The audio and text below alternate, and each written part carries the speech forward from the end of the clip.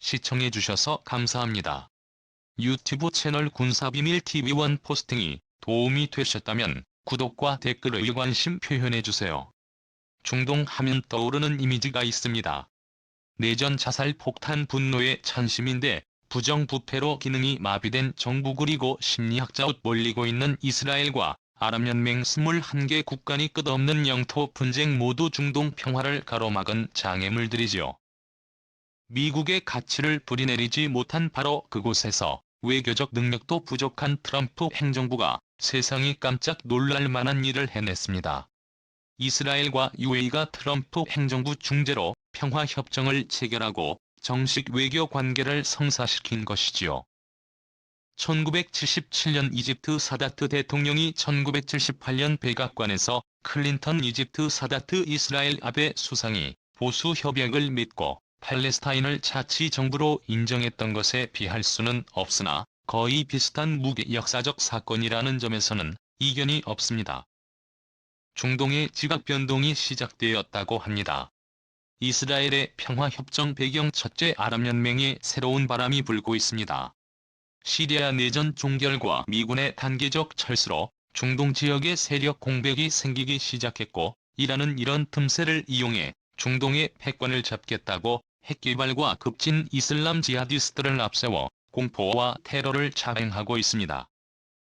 중동의 여러 국가들 사이에서 이란을 저지해야 된다는 요구가 나오고 해결책 없는 이스라엘 팔레스타인 분쟁의 에너지를 소모하기보다 자국의 군사력 증강과 현대화에 관심을 돌리는 분위기가 조성되기 시작했습니다. 다음은 트럼프 행정부의 비즈니스 마인드입니다. 트럼프는 임기 초반부터 사위 제러드 커싱허를 중동 특사로 내세워 사우디 왕세자와 개인적 친분 관계를 쌓았으며 무기를 수출했고 자신의 외교 업적으로 자랑했지요. 중동 국가에 대한 무기 판매를 엄격하게 제한했던 과거 역대 정권과 달리 트럼프는 무기 판매와 투자 유치 즉 오일머니 차원에서 중동에 접근했습니다.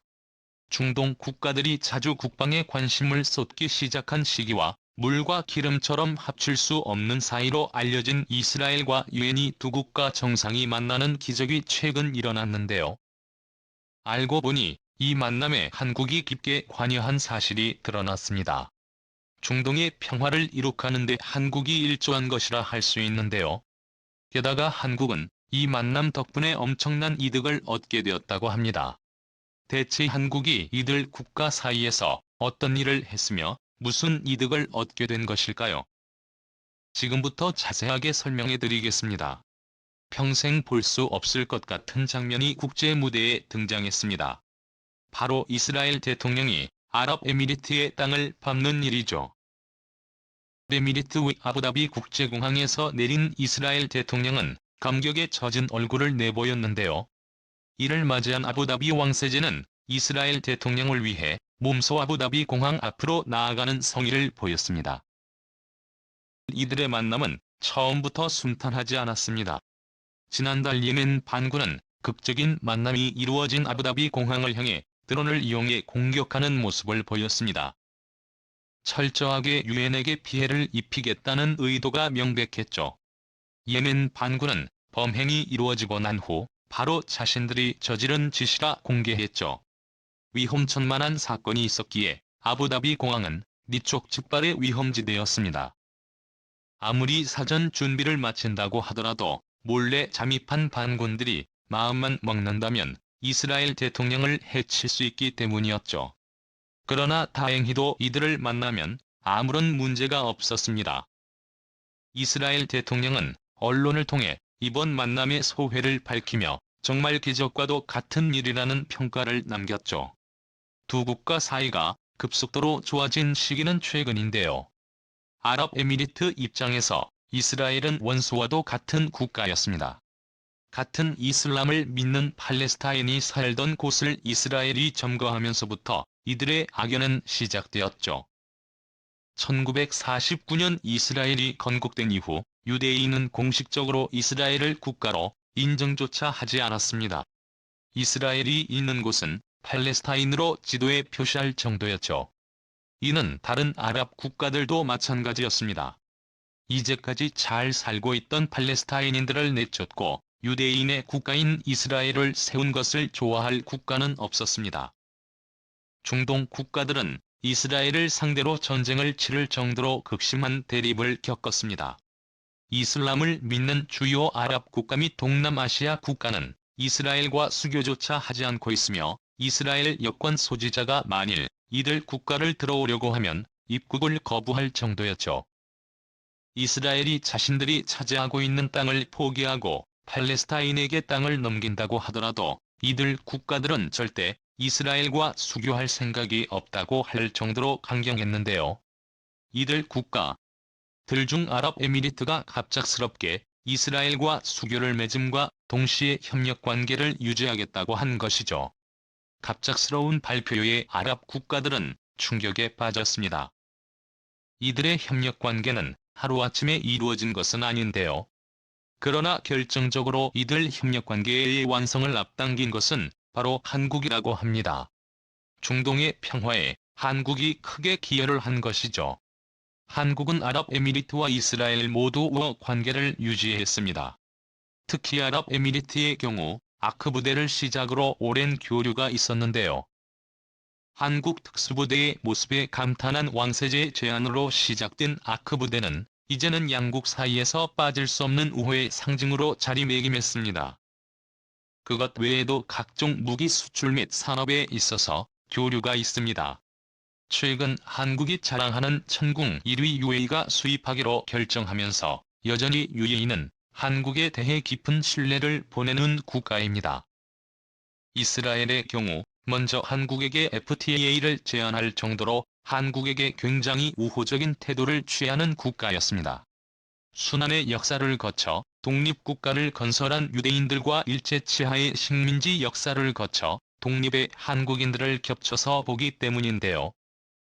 6.25 전쟁 당시 이스라엘 초대 총리인 다비드 벤구리온은 대한민국을 도와 파병할 계획을 세웠고 실제 실천에 옮기기 직전이었지만 극우 정당인 마팜 미일의 방해에 지원군을 보내지 못한 역사가 있을 정도죠.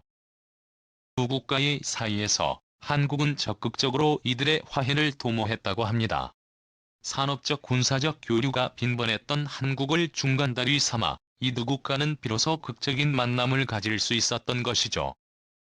주요 무역 파트너로 발돋움한 한국의 주선을 받아들이면서 실리적인 이득까지 챙길 수 있었기에 두 국가 역시 겉으로는 내색하진 않았지만 이번 만남이 굉장한 소득이었죠. 현재 중동의 정세는 혼란하다고 볼 수 있습니다. 강력한 우군이었던 미국이 중동 정세에 손을 떼려는 모습을 보였기 때문이죠. 미국의 중재로 아슬아슬한 균형이 유지되고 있었으나 아프간 사태를 빌어 미국이 자국 중심으로 전략을 수정하면서 이들 중동 국가들은 강력한 우방을 찾아야 할 필요성을 느끼기 시작했습니다. 특히 미국의 의존도가 높은 유엔의 경우 강력한 우방이 필요했죠. 군수업계에서 큰손으로 평가받는 UAE는 최근 F-35를 비롯한 최신 무기를 미국이 판매하지 않으려는 모습을 보이자 큰 실망을 했습니다. 더군다나 미국은 적이었던 이란과의 핵 합의의 고하를 재개하려고 하면서 이란과 관계 회복에 나서자 이란과 대립관계인 유대인은 미국의 이중적인 태도에 진다는 입장을 내놓으며 자구책을 찾기 시작했죠. 이스라엘 역시 비슷한 고민에 빠져 있었고 한국의 주선으로 이들 국가는 단숨에 관계 개선을 할 수 있었습니다. 결국 아브라함 협정으로 결실을 맺게 되었죠.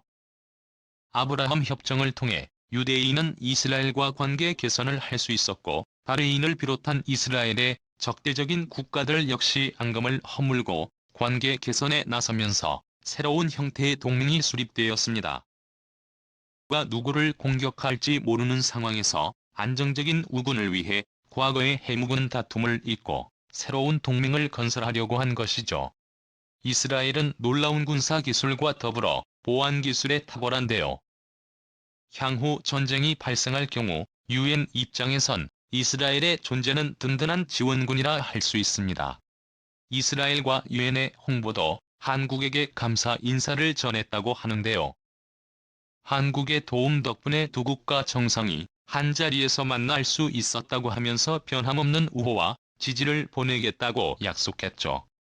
이뿐만 아니라 두 국가는 한국에게 특별한 선물까지 안겼다고 하는데요. 한국은 덕분에 군사적으로 큰 이득을 얻을 수 있었죠. 아랍에미리트는 한국과 4조 원에 달하는 지대공 미사일 계약을 마무리했습니다. 한국 이외의 국가에서 천궁이 사용되는 것은 유래가 첫 번째인데요. 우호 관계가 있었기에 가능한 무기 수출이지만 사실 천궁을 유해에 의해서 처음부터 받였던 것은 아닙니다. 그런데 내부의 반대에도 불구하고 한국의 창궁이 선택받은 것은 한국이 두 국가 사이를 중재한 것에 대한 보답이라는 분석이 나왔습니다. 향후 이스라엘과의 협력을 염두에 둔 무기 수입이라는 이야기도 나왔죠. 이스라엘은 아이언돔을 구축해 성공적으로 미사일 방어체계를 구축한 국가입니다. 하지만 아이언돔은 구축하는데 엄청난 비용이 든다는 점에서 이를 다른 국가에게 수출하는 것이 쉽지 않을 것이라는 분석이 지배적이었는데요. 천궁은 한국형 미사일 방어체계 캔디의 핵심 미사일이라 할 수 있는 무기 유희가 한국으로부터 천궁을 수입하고 이스라엘의 기술 노하우를 이전받는다면 이외에 있는 독자적인 미사일 방어체계인디를 갖출 수 있게 됩니다. 이전까지 UAE가 내다보고 한국 무기를 수입한 것이라는 분석이 있죠. 이스라엘 역시 아이언돔 판매를 위해 노력을 다했으나 비싼 가격 때문에 수출을 하지 못하는 상황이었습니다. 주요 구입 국가인 중동 국가들은 이스라엘과의 관계 때문에 수입을 꺼려. 그런데 이번 유행이와의 관계 개선 덕분에 아이언돔을 수출할 길이 열린 것입니다. 한국은 이전부터 북한의 공격을 방어하기 위한 아이언돔을 독자적으로 개발하겠다고 밝혔지만 기술 개발에 있어 진척이 없었죠.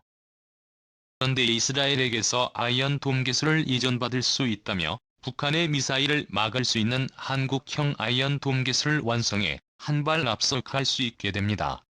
최근 이스라엘은 새로운 미사일 요격 기술을 준비하고 있다며 레이저 요격 기술이 핵심이 될 것이라는 주장을 펼쳤는데요. 실제로 이스라엘은 공중 발사 레이저로 드론 격추에 성공하는 모습을 보였습니다. 을 거듭하고 실전에 레이저 무기가 투입된다면 발전된 아이언돔으로 미사일을 상대할 수 있게 되는 셈입니다. 이 기술까지도 한국이 이스라엘을 통해 받을 수 있는 것이죠. 북한의 장거리 미사일 기술이 날로 발전하고 위협의 수준 역시 과거와는 비교할 수 없을 정도로 높아지는 이 시점에 한국의 외교가 성과를 보인 것이라 알 수 있습니다. 한국 입장에서는 손해 볼 일이 전혀 없는 셈인데요. 중동 국가의 협력이 점점 강화되는 이 시점에 한국이 앞으로 더욱 중요한 역할을 맡게 될 것입니다.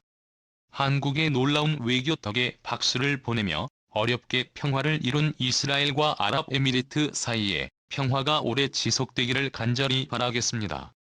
시청해주셔서 감사합니다. 대한민국 만세.